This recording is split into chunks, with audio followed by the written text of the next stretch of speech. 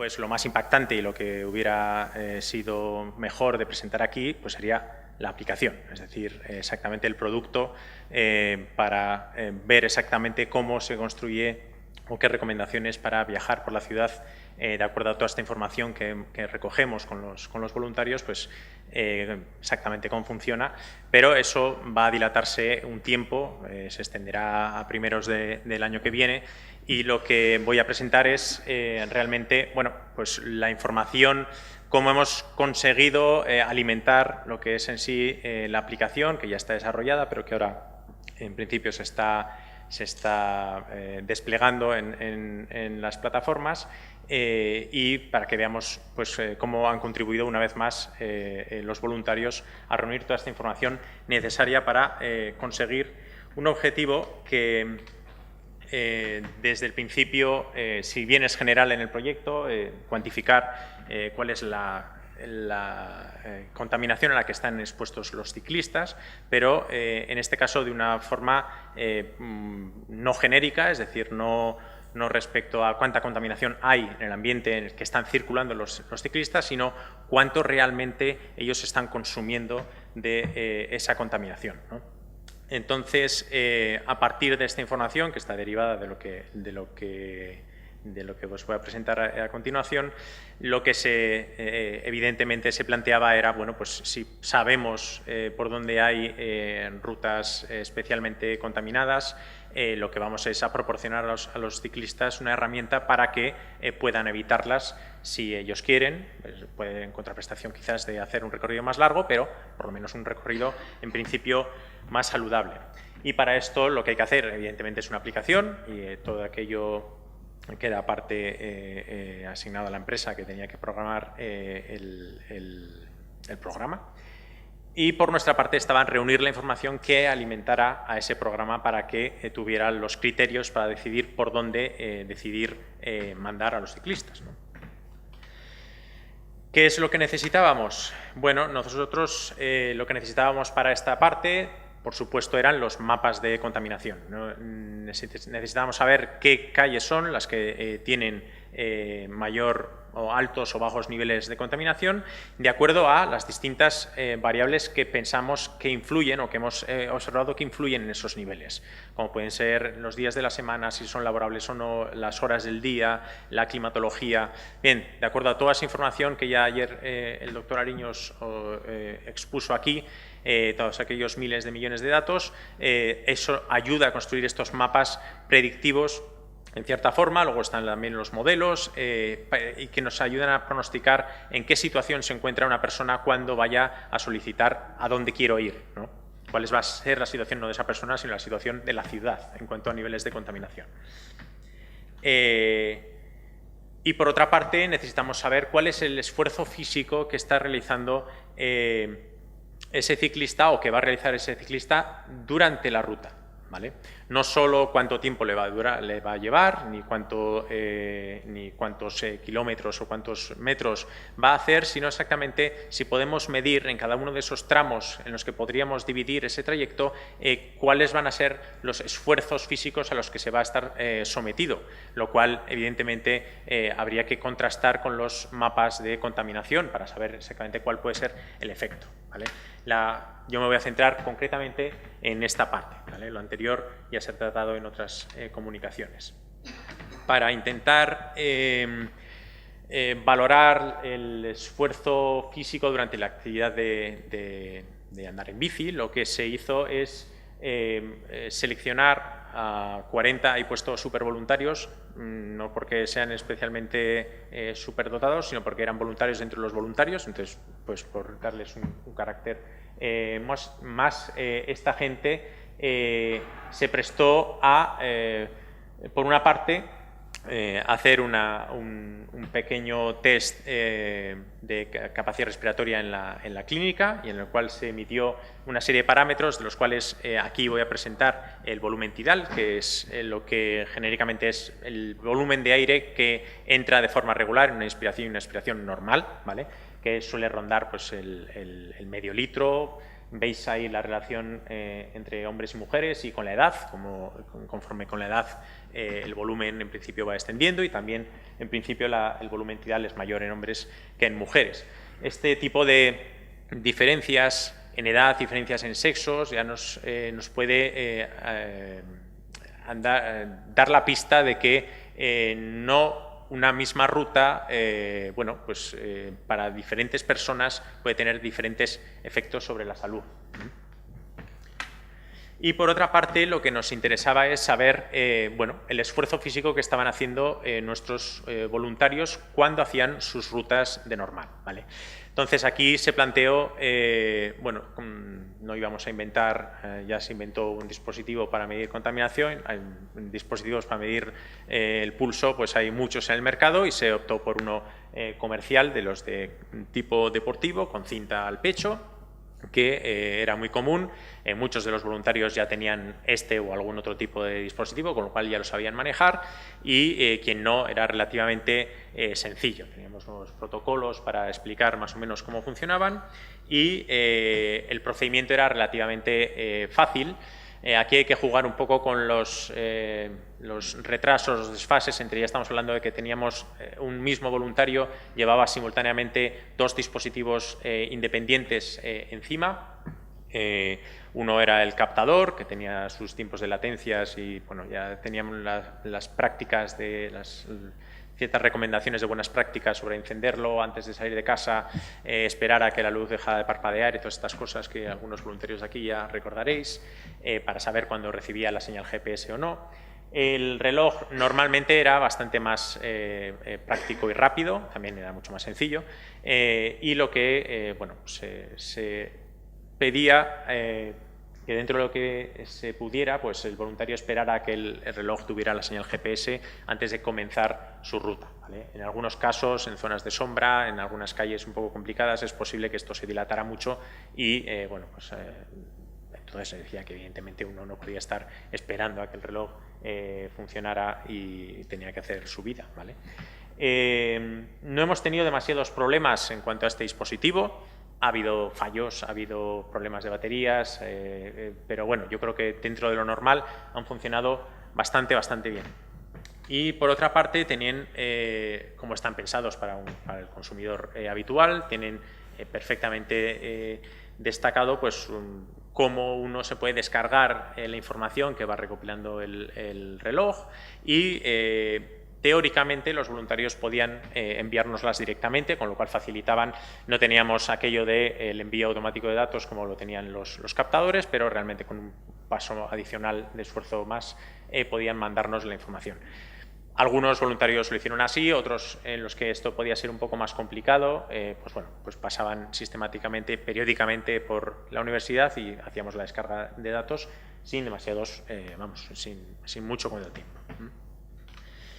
Bien, el sistema de datos del modelo del pulsómetro, pues en la descarga masiva, por así decirlo, en la descarga no integrada dentro de la aplicación propia de la empresa, pues descargaba pares de archivos, ¿vale? Pares de archivos, uno en formato GPX, que es como muy conocido, el típico lenguaje XML de etiquetas en el que aparecen las coordenadas de exactamente dónde estaba hecha esa lectura. El otro un poco más extraño, que era el que era en relación a el número de, la frecuencia cardíaca en cada momento, ¿vale? La labor aquí consistió en casar ambos archivos, cosa que no era en principio relativamente fácil, pero bueno, con un poco de programación nosotros lo que conseguíamos finalmente era obtener un listado como este, es decir, en qué momento se encontraba cada voluntario y qué frecuencia cardíaca tenía en ese momento. Bien, esto solo pues, no es especialmente informativo y lo que cruzábamos esta información era con una capa de modelo digital del terreno y con una serie de operaciones añadidas lo que conseguíamos era obtener toda esta información de cada uno de esos registros de los voluntarios. que ahí no se ve, pero hacíamos cálculos añadidos como a qué velocidad iban, cuál era la pendiente que estaban salvando en ese momento, cuál es el promedio de la velocidad del recorrido, cuál es el promedio de la pendiente, es decir, una serie de parámetros informativos sobre qué es lo que cuál es la actividad que estaba desempeñando el voluntario, ¿vale? Bien, unas estadísticas rápidas y aquí, como decía ahora mismo Juanjo, estamos todavía analizando los datos, con lo cual hay ciertas cosas que no puedo presentar, pero sí que me gustaría mostrar la cantidad de información que hemos conseguido de este subgrupo de voluntarios que, insisto, a la complejidad, al problema o a la preocupación de tener que llevar el captador en la bici, había que añadir el tener que llevar un pulsómetro con la cinta, encenderlo. Al final se agradece mucho que la gente se haya prestado a esto porque es yo también lo he llegado a llevar y al final por qué no decirlo, pues molesta, ¿no? Tener que andar todo el día con un cacharro que te está midiendo y acordarte de pararlo, darle marcha. Bueno, hay mucha gente que no se acordaba de pararlo y luego tenemos registros eternos del pulso de la gente, pero que ya no está en bici, pero bueno, eso se ve porque el GPS ya no da señal, suponemos que está en su casa, pero bueno, esa información no queda excluida del proyecto. Pero bueno, tenemos datos a día de hoy de más de 30 voluntarios, un periodo que cubre más o menos más de 1 año y medio, lo cual está bastante bien. Tenemos más de 3.500 recorridos con pulsómetro, ¿vale? No recorridos, sino recorridos en los que tenemos frecuencias cardíacas. De los modelos de GPS, que son los que están trabajados hasta ahora, porque había unos modelos de reloj, más o menos la mitad, que no llevaban GPS incorporado, con lo cual hay que cruzarlos con la información de localización de los captadores que llevaba la bici, pero solo de los modelos de GPS, que más o menos son la mitad, tenemos unas 400 horas de trabajo, por así decirlo. Y teniendo en cuenta que el pulsómetro estaba recogiendo datos cada segundo, esos son más o menos 1,5 millones de registros válidos, una vez ya filtrados y depurados, 1,5 millones de registros válidos de frecuencias cardíacas. Teniendo en cuenta que en nuestros voluntarios la frecuencia media pues, estaría por los 70 latidos por minuto, pues tenemos casi seguramente 2 millones de latidos en nuestra base de datos, lo cual es un titular bien bonito. Bien, entonces, como no os puedo mostrar la aplicación, cómo funcionaría, lo que sí os puedo mostrar es un poco lo que se ve de los análisis de los pulsómetros y en lo que se va a basar la aplicación para recomendar las rutas, ¿vale? Esto, concretamente, es un voluntario que cogí ayer un archivo al azar y resultó ser un voluntario cualquiera que se llama Chusmi, ¿vale? Entonces, pero cayó, es el V111, no sé por qué, pero es tu código. Bien, esta es, por ejemplo, la información sobre la velocidad promedio, expresada en metros por segundo, que se puede registrar. Si no os situáis, estamos nosotros aquí, concretamente, esta es la zona del campus de ciencias, esto es la explanada del hexágono, donde la gente tiene que circular alrededor para venir a la entrada, normalmente. Esta es la bajada de las escaleras y esta es la avenida de Aróstegui, que baja. Esto es una bajada hacia la ermita, por aquí muchos vendríais ayer para ir al museo que se encuentra aquí, y esta es pues otra variante, ¿vale? He recogido esta zona porque tiene varios puntos bastante interesantes. Uno que, bueno, los cálculos sobre las velocidades tienen toda la lógica del mundo y muchas veces, bueno, aquí no se ve, pero sí que está verificado, que nos indican si el usuario va cuesta abajo o va cuesta arriba, ¿vale? Si nosotros lo cruzamos con la frecuencia cardíaca que se está registrando, aquí está expresado en latidos por segundo, no, perdón, sería un colibrí esto, por minuto, vemos como lo que antes era cuesta abajo, hay una cierta velocidad, pues se está con una frecuencia cardíaca relativamente baja, lo que es cuesta arriba y tiene una velocidad relativamente lenta, pues tenemos una frecuencia cardíaca bastante alta. Es decir, podemos medir el esfuerzo que está realizando el voluntario a la hora de recorrer los distintos tramos de su recorrido.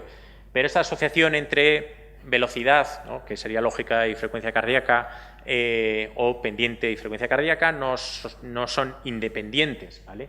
Porque en algunos casos, por ejemplo, esto es la pendiente promedio, que presenta muchas más oscilaciones, porque bueno, pues el modelo digital, bueno, no es el modelo digital, que es muy preciso, sino más bien es la imprecisión del GPS, que puede localizar los puntos a veces a varios metros alrededor, y entonces puede dar pequeñas variaciones, pero en zonas donde la pendiente puede ser más o menos uniforme, o podemos decir que ronda alrededor de que no hay ninguna pendiente, esto sería la carretera del campus, vemos que la frecuencia cardíaca también puede aumentar. Claro, aquí sí que si estamos en llano, cuando el ciclista quiere ir más rápido, pues requiere más esfuerzo. Así que la velocidad y esfuerzo no están relacionados si no tenemos en cuenta la pendiente, ¿vale? Así que todo esto es un poco lo que se cruza para proporcionarle al programa y que pueda más o menos anticipar qué rutas van a suponer mayor coste o mayor esfuerzo para el usuario que está solicitando el camino, y también cuáles son la situación de contaminación que se pronostica o que se estima que está en esos lugares, e intentar evitar que se produzcan los mayores esfuerzos en las zonas de mayor contaminación. Esa sería la mecánica de la herramienta de cálculo de rutas saludables. Por dar unas cifras y quedarnos todos contentos y irnos a tomar el café, el caso de la avenida Aróstegui me ha permitido hacer unos cálculos, es solo de una ruta y solo de un voluntario, pero fijaros que en la bajada, aquí Chusmi, iba a unos 70, una frecuencia cardíaca de unos 70 latidos por minuto, lo que equivale más o menos a una tasa respiratoria de unos 17 inspiraciones por minuto. Si su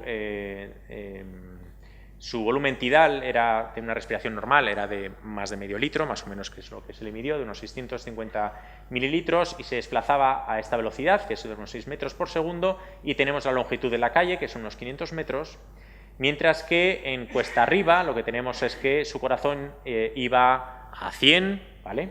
Esto supone que estaba respirando no el doble, pero prácticamente 25 o más veces por minuto. Asumimos que es el mismo volumen tidal, es una asunción que no se cumple, sino que, claro, en situaciones de esfuerzo uno no ventila exactamente la misma cantidad de aire, y la velocidad mucho más lenta, pero el mismo recorrido. Bien, para el mismo recorrido hecho cuesta abajo o el mismo recorrido hecho cuesta arriba, lo que tenemos es que recorrer la avenida Aróstegui cuesta minuto y medio cuesta abajo, despacito, ¿vale?, sin dejándose llevar, supongo que sería en esta situación, y uno más o menos ha consumido unos 16 litros y medio de aire, ha metido en sus pulmones 16 litros y medio de aire, mientras que si lo hace cuesta arriba va a tardar más de 2 minutos y medio en realizarlo, y el volumen de aire inspirado es de 40 litros, ¿vale? Así que para la misma concentración de tráfico aquí o de contaminación, no es lo mismo querer bajar por aquí que subir por aquí en bici, ¿vale? Esto es lo que pretendemos que el programa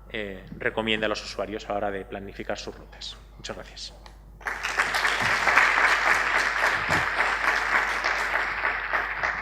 No sé cómo me he quedado de tiempo.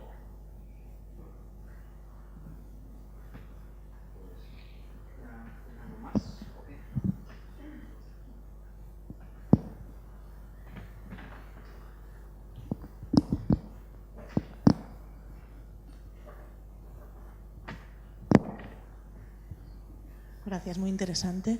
¿Tuvisteis de alguna manera, considerasteis que el pulso basal no era igual para todo el mundo en reposo? Bueno, el pulso basal lo podemos calcular para cada usuario a partir normalmente de sus frecuencias iniciales, los primeros segundos, los primeros minutos antes de comenzar el arranque. Normalmente pues todos entran entre el rango de ese verde que varía entre 50 y 70, que es lo normal. Pero sí, hombre, aquí hay varias cosas. La información específica para los voluntarios que podemos extraer, es decir, esa información no es directamente extrapolable a cualquier ciudadano de Pamplona, pero podemos decir exactamente pues, alrededor de 30 ciclistas realmente clínicamente cuánto contaminación han estado experimentando en un tiempo, en un periodo en el que han estado circulando.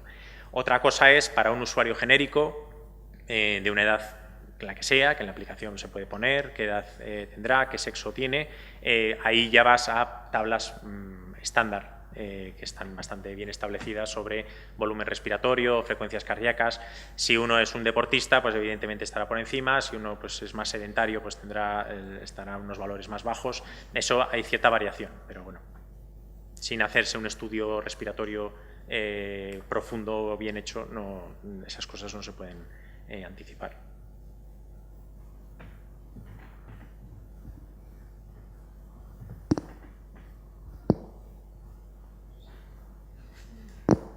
Qué difícil me lo pones, Antonio. No sé si a lo mejor que me oye ya directamente sin... Sí. Vale. La verdad que esto de la aplicación de volumen yo creo que me parece un punto muy importante del proyecto. Yo creo que es un hito muy relevante y yo creo que es una aplicación para el ciudadano muy interesante. Y quería, has contado más la parte, digamos, de salud, en cuanto a estado de salud del usuario, qué rutas, digamos, le pueden suponer más esfuerzo, menos esfuerzo, pero ahora yo voy a la parte de contaminación, a la parte en la que tú vas a cruzar las rutas posibles con los datos de contaminación. ¿Qué indicador vais a usar para considerar una ruta más saludable o menos saludable de acuerdo a la contaminación? ¿Vais a considerar la concentración en sí, simplemente, o la dosis posible que va a recibir el ciclista, pensando en concentración por tiempo, concentración por distancia? ¿Habéis valorado ya esa parte? Yo, en principio, no. Sí que hemos discutido exactamente sobre cuál puede ser el parámetro. Claro, al final al usuario hay que darle una solución, no un abanico de posibilidades, ¿no? ¿Qué quieres? ¿Consumir más óxidos de nitrógeno o consumir más? Entonces, eso es complicado porque al final puedes ir a una especie de ley del mínimo, cuál es el más grave y evitar los puntos del contaminante que esté en mayor pico.